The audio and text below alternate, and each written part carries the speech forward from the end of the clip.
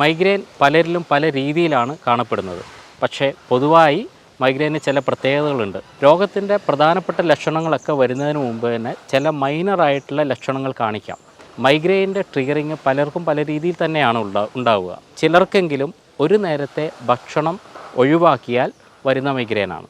80% വരുന്ന ജനങ്ങൾക്കും കണ്ടിട്ടുള്ളത് ഗട്ട് റിലേറ്റഡ് പ്രശ്നമുള്ള ആൾക്കാർക്കാണ് മൈഗ്രെയിൻ വരുന്നത് എന്നുള്ളതാണ്.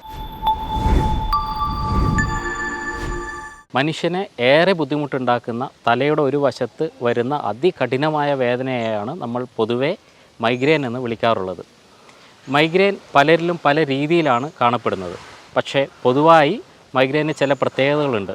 അതിലേറ്റവും പ്രധാനപ്പെട്ട ഒരു പ്രത്യേകത ഇതിനൊരു ഓറ ഉണ്ടാവും എന്നുള്ളതാണ്. എന്താണ് ഓറ? രോഗത്തിൻ്റെ പ്രധാനപ്പെട്ട ലക്ഷണങ്ങളൊക്കെ വരുന്നതിന് മുമ്പ് തന്നെ ചില മൈനറായിട്ടുള്ള ലക്ഷണങ്ങൾ കാണിക്കാം ഇതിൻ്റെ മുന്നോടിയായി. അതിനെയാണ് നമ്മൾ ഓറ എന്ന് വിളിക്കുന്നത്.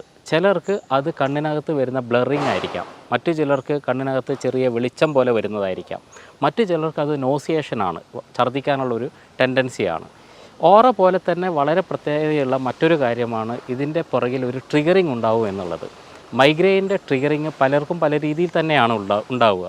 അതിലേറ്റവും പ്രധാനപ്പെട്ടത് ചിലർക്കെങ്കിലും ഒരു നേരത്തെ ഭക്ഷണം ഒഴിവാക്കിയാൽ വരുന്ന മൈഗ്രെയിനാണ്. മറ്റു ചിലർക്ക് അത് അതികഠിനമായ ശബ്ദമായിരിക്കാം, വേറെ ചിലർക്ക് അത് വെളിച്ചത്തിൻ്റെ ഇൻറ്റൻസിറ്റി ആയിരിക്കാം. എങ്ങനെ ആയാലും പലർക്കും മൈഗ്രെയിൻ വന്നതിന് ശേഷം 1-2 മണിക്കൂർ എവിടെയെങ്കിലും ഇരുട്ട് ഉള്ള മുറിയിൽ ശാന്തമായി ഉറങ്ങിയാൽ മൈഗ്രെയിൻ കുറയുന്നതായി കണ്ടിട്ടുണ്ട്. മറ്റു ചിലർക്ക് ഛർദ്ദിച്ചു കഴിഞ്ഞാൽ മാത്രമേ സമാധാനം ഉണ്ടാവുകയുള്ളൂ. 80% വരുന്ന ജനങ്ങൾക്കും കണ്ടിട്ടുള്ളത് ഗട്ട് റിലേറ്റഡ് പ്രശ്നമുള്ള ആൾക്കാർക്കാണ് മൈഗ്രെയിൻ വരുന്നത് എന്നുള്ളതാണ്.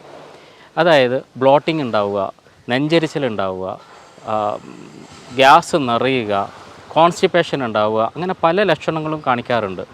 ഇത്തരം ലക്ഷണങ്ങൾ കൂടി നിൽക്കുന്ന ദിവസങ്ങളിലാണ് പലർക്കും മൈഗ്രെയിൻ്റെ ട്രിഗറിങ്ങും ഉണ്ടാകുന്നതായിട്ട് കണ്ടിട്ടുള്ളത്. എന്താണ് ഈ ഗട്ടും മൈഗ്രെയിനും തമ്മിലുള്ള ബന്ധം? ആധുനിക വൈദ്യശാസ്ത്രത്തിൻ്റെ പിതാവ് തന്നെ ഹിപ്പോക്രാറ്റീസ് തന്നെ പറഞ്ഞിട്ടുണ്ട്, every disease begins from the gut. എല്ലാ രോഗങ്ങളും തുടങ്ങുന്നത് ദഹന വ്യവസ്ഥയിൽ നിന്നാണ്. ഇവിടെ എന്താണ് മൈഗ്രെയിനും ഗട്ടും തമ്മിലുള്ള ബന്ധം? അസിഡിറ്റി ഉണ്ടാക്കുന്ന ഒരു ബാക്ടീരിയയാണ് എച്ച് പൈലോറി. എല്ലാ പഠനങ്ങളും പറയുന്നത് ഇതേ എച്ച് പൈലോറിയാണ് മൈഗ്രെയിനിൻ്റെ പിന്നിലും ഉള്ളത് എന്നാണ്. അതായത് എച്ച് പൈലോറിയുടെ എഫക്റ്റ് കൊണ്ടാണ് അസിഡിറ്റി ഉണ്ടാകുന്നതും അതേ എച്ച് പൈലോറി കൊണ്ട് തന്നെയാണ് മൈഗ്രെയിൻ ഉണ്ടാകുന്നതും. ഇതുകൊണ്ട് തന്നെയാണ് പലപ്പോഴും ഒന്ന് വൊമിറ്റ് ചെയ്തു കഴിഞ്ഞാൽ മൈഗ്രെയിന് വളരെയധികം ശാന്തത ലഭിക്കുന്നതും.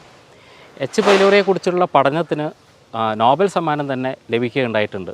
എച്ച് പൈലോറിയെ നിയന്ത്രിക്കുക എന്നുള്ളതാണ് ഒരു വിഭാഗം മൈഗ്രെയിനെ കൺട്രോൾ ചെയ്യാനുള്ള ഏറ്റവും നല്ല വഴി.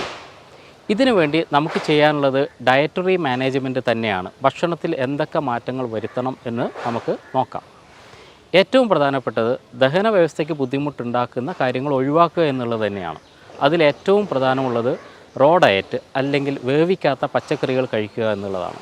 സ്വതവേ വേവിക്കാത്ത പച്ചക്കറികൾ ശരീരത്തിന് ഏറ്റവും നല്ലതാണെങ്കിൽ പോലും ദഹന സംബന്ധമായ പ്രശ്നം ഉള്ളവർക്ക് അല്ലെങ്കിൽ മൈഗ്രെയിൻ ഉള്ളവർക്ക് ഈ പറയുന്ന റോ ഡയറ്റ് ഒട്ടും നല്ലതല്ല. മറ്റൊന്ന് ഗ്ലൂട്ടൻ അടങ്ങിയ ഭക്ഷണമാണ്. ഗ്ലൂട്ടൻ അടങ്ങിയ ഭക്ഷണം എന്ന് പറയുമ്പോൾ ഏറ്റവും പ്രധാനപ്പെട്ടത് ഗോതമ്പുമായി ബന്ധപ്പെട്ടുള്ള ഭക്ഷണ പദാർത്ഥങ്ങൾ തന്നെയാണ്. അപ്പോൾ ഗോതമ്പ് പൂർണ്ണമായി ഒഴിവാക്കുക എന്നുള്ളതാണ് മൈഗ്രെയിൻ ഉള്ളവർ ഒഴിവാക്കേണ്ട മറ്റൊരു പ്രധാനപ്പെട്ട ഘടകം. നട്ട്സും പയറുവർഗ്ഗങ്ങളും പൊതുവായി നമ്മൾ ശ്രദ്ധിച്ചിട്ടുണ്ടാവും. ഇത് കഴിക്കുന്ന ദിവസം ദഹന പ്രശ്നങ്ങൾ ഉണ്ടാകുന്നതായിട്ട് കാണാം. തീർച്ചയായിട്ടും നട്ട്സും അതുപോലെ തന്നെ പയറുവർഗ്ഗങ്ങളും ഒരു വലിയ പരിധി വരെ നിയന്ത്രിക്കേണ്ടത് മൈഗ്രെയിൻ്റെ കൺട്രോളിനും ആവശ്യം തന്നെയാണ്. മറ്റൊരു പ്രധാന ഘടകം എന്ന് പറയുന്നത് പഞ്ചസാരയും ഉപ്പും ആണ്. പഞ്ചസാര പൂർണ്ണമായിട്ടും ഒഴിവാക്കുക, ഉപ്പ് കഴിയുന്നത്രയും കുറക്കുക. കാരണം ഉപ്പിൻ്റെ പ്രസൻസിൽ എച്ച് പൈലോറി വർദ്ധിക്കാനുള്ള സാധ്യത ഉണ്ട്.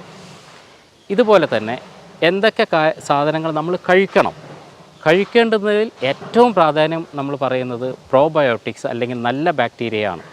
ഈ നല്ല ബാക്ടീരിയ ശരീരത്തിനകത്ത് കയറുന്നതോടുകൂടി തന്നെ എച്ച് പൈലോറിയെ ഒരു വലിയ പരിധിവരെ നിയന്ത്രിക്കാൻ വേണ്ടി കഴിയും.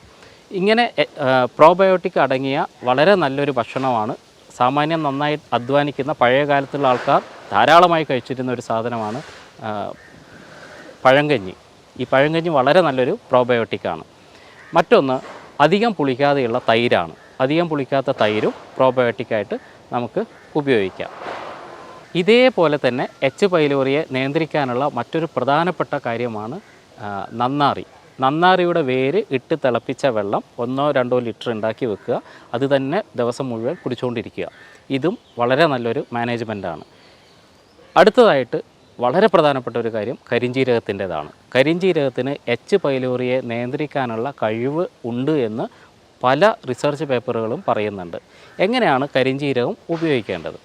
3 സ്പൂണ് കരിഞ്ജീരകം എടുക്കുക. ഒരു 1.5 ലിറ്റർ വെള്ളത്തിൽ ഇത് ചേർത്തിട്ട് വറ്റിക്കുക. 3/4 ലിറ്ററായിട്ട് ചുരുക്കുക. ഇതിൻ്റെ പകുതി രാവിലെയും പകുതി വൈകുന്നേരവും കഴിക്കുക. എച്ച് പൈലോറിയെ വളരെ കൃത്യമായിട്ട് നിയന്ത്രിക്കാൻ വേണ്ടി കരിഞ്ജീരകത്തിന് കഴിയുന്നതാണ്. ഇനി എല്ലാ മൈഗ്രെയിനും ഡയറ്റിൽ കൂടി തന്നെ മാറ്റാൻ വേണ്ടി കഴിയുമോ എന്ന് ചോദിച്ചാൽ ഇല്ല. എച്ച് പൈലോറി ഇൻഡ്യൂസ്ഡ് ആകാത്ത, എച്ച് പൈലോറിയെ കൊണ്ട് ഇൻഡ്യൂസ്ഡ് ആകാത്ത മൈഗ്രെയിനുകളും ഉണ്ട്. അതിൽ വളരെ പ്രധാനപ്പെട്ട ഒന്നാണ് ഹോർമോണൽ റിലേറ്റഡ് ആയിട്ടുള്ള മൈഗ്രെയിൻ. അതിൽ തന്നെ ഏറ്റവും പ്രധാനപ്പെട്ടത് സ്ത്രീകളിൽ സാധാരണമായി കണ്ടുവരുന്ന ഈസ്ട്രജൻ ഇൻഡ്യൂസ്ഡ് മൈഗ്രെയിനാണ്. ഇവിടെ സംഭവിക്കുന്നത് ഈസ്ട്രജൻ ഡോമിനൻസ് ആണ്. Estrogen dominance over progesterone. പ്രൊജസ്ട്രോളിനേക്കാളും ഈസ്ട്രജൻ കമ്പാരിറ്റീവ്ലി കൂടിക്കൂടി വരുന്ന ഘട്ടത്തിലാണ് സാധാരണഗതിയിൽ ഈ പറയുന്ന ഹോർമോൺ ഇൻഡ്യൂസ്ഡ് മൈഗ്രെയിൻ സംഭവിക്കാറുള്ളത്. അതുകൊണ്ട് തന്നെയാണ് പലപ്പോഴും സ്ത്രീകൾക്ക് പീരിയഡ്സുമായി റിലേറ്റഡ് ആയിട്ട് മൈഗ്രെയിൻ വരുന്നത്. ചിലർക്ക് പീരിയഡ്സിൻ്റെ തൊട്ട് മുമ്പേ മൈഗ്രെയിൻ വരാം, ചിലർക്ക് അതിന് തൊട്ട് ശേഷവും വരാം. അപ്പോൾ ഇത്തരത്തിലുള്ള മൈഗ്രെയിനെ എങ്ങനെ നിയന്ത്രിക്കാം? ഇത്തരത്തിലുള്ള മൈഗ്രെയിൻ നിയന്ത്രിക്കാൻ ഏറ്റവും കൂടുതൽ ആവശ്യം എൻഡോക്രൈൻ സിസ്റ്റത്തിനെ റെഗുലേറ്റ് ചെയ്യുക, അല്ലെങ്കിൽ ഹോർമോൺ സിസ്റ്റത്തിനെ റെഗുലേറ്റ് ചെയ്യുക എന്നുള്ളതാണ്. അതിൽ ഏറ്റവും പ്രാധാന്യം യോഗ പോലെയുള്ള, മെഡിറ്റേഷൻ പോലെയുള്ള കാര്യങ്ങൾക്കുണ്ട്. ഇതേപോലെ തന്നെ ആലോചിക്കേണ്ട വേറൊരു കാര്യം, ഹോർമോൺ ഇൻഡ്യൂസ്ഡ് മൈഗ്രെയിനുള്ള സ്ത്രീകൾ പലരും ഒബേസിറ്റി ഉള്ളവരായിട്ട് കാണാം. ഈ ഒബേസിറ്റി മാനേജ് ചെയ്യുന്നതും വളരെ നന്നായിട്ട് മൈഗ്രെയിനെ കൺട്രോൾ ചെയ്യാൻ വേണ്ടി സഹായിക്കും.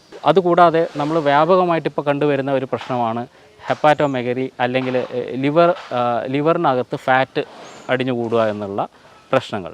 ഈ ലിവറിനകത്ത് ഫാറ്റ് വരുന്ന, അല്ലെങ്കിൽ ഫാറ്റി ലിവർ എന്ന് പറയുന്ന കണ്ടീഷനിലും ഈ പറയുന്ന ഹോർമോൺ ഇൻഡ്യൂസ്ഡ് മൈഗ്രെയിൻ വരാനുള്ള സാധ്യത വളരെ കൂടുതലാണ്. കാരണം ലിവറിൽ വെച്ചിട്ടാണ് ഈസ്ട്രജൻ്റെ മെറ്റബോളിസം സംഭവിക്കുന്നത്. അതുകൊണ്ട് തന്നെ നല്ല ലിവറും മൈഗ്രെയിൻ മാറാൻ വേണ്ടി സഹായിക്കുന്നതാണ്.